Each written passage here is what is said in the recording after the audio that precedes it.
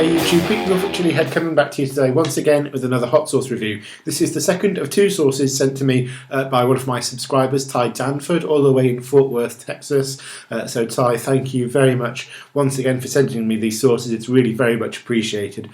Really quite difficult to get my hands on some of these American sauces, so whenever anyone is willing to send me any, it's really fantastic to get them. So thanks once again very much for this. This is another sauce from a company called Saso sauces, which before Ty sent me these I'd never tried before, and the first sauce that I tried from him, which was the chili pequin sauce, it only lasted about a week. I got through that pretty quickly, so I'm hoping that this one is going to be equally as good, and judging by the list of ingredients I think it will be, because it just seems like it's going to be a hotter version, from what I can tell, of the chili pequin sauce. This is called K180, and from looking at the bottle, everything looks pretty similar. It says you can use it with the same things, so eggs, tacos, guacamole, stuff like that. I was using it on everything, in sandwiches, pizzas, pretty much everything, and it seemed to go really well with everything as well.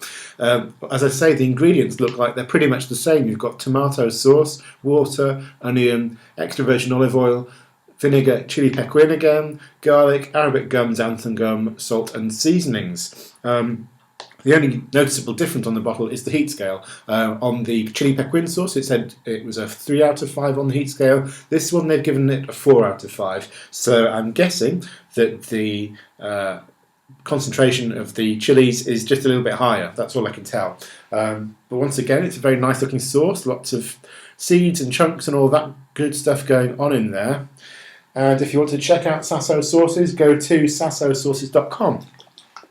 So give it a quick shake, because there is oil in there and you want to make sure that that gets nicely mixed up with everything.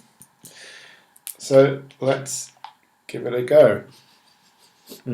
Yep, once again it smells very nice, very tomatoey, very garlicky, quite sweet. It smells like it could be quite hot.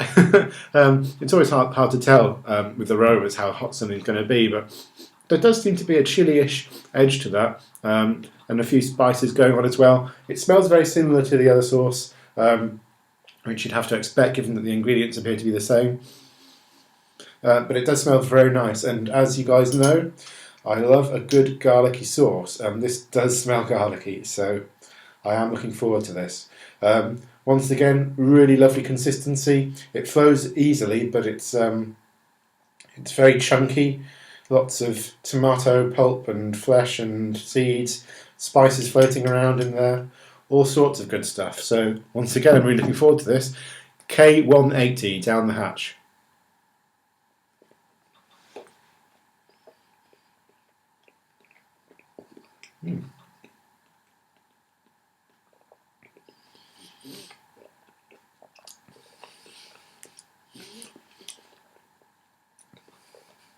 Okay, to be honest, I mean, I can't exactly remember entirely what the chili pequin sauce was like in terms of heat. I think this is a little bit more fiery, but not much. It's certainly still completely manageable, and it doesn't take too long for the heat to build. It goes straight for the back of the throat, and it's pretty much sticking there. It's got the front of the tongue going a little bit, but mostly just to the back of the throat. Slightly warming the mouth, but it's a completely manageable heat, and it's certainly a very pleasant heat. It's not really that much hotter than the chili pequin, I have to say. I'd probably give it about a 6 out of 10 on the heat scale. In fact, actually, I'm not even sure about that, to be honest. Possibly even a 5. It does have a real fieriness to it, but it's certainly a manageable heat. So a 5 or 6 out of 10 on the heat scale, I would say. I can't quite remember what I gave the chili pequin, maybe about a 5. It's really quite similar, I think. It's very nice indeed.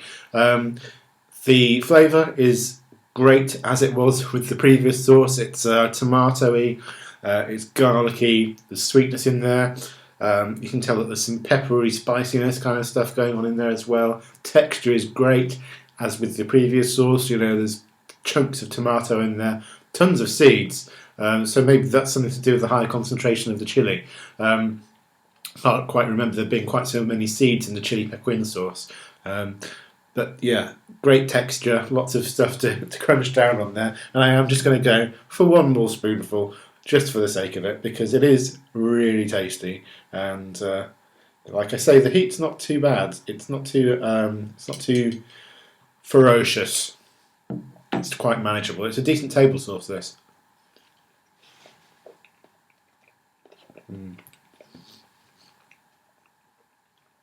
Lovely fresh kind of tomatoiness.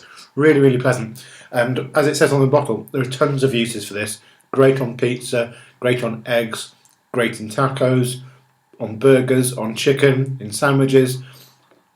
Pretty much anything that you can think of. This will this will work quite well in a pasta dish like spag bol or something like that.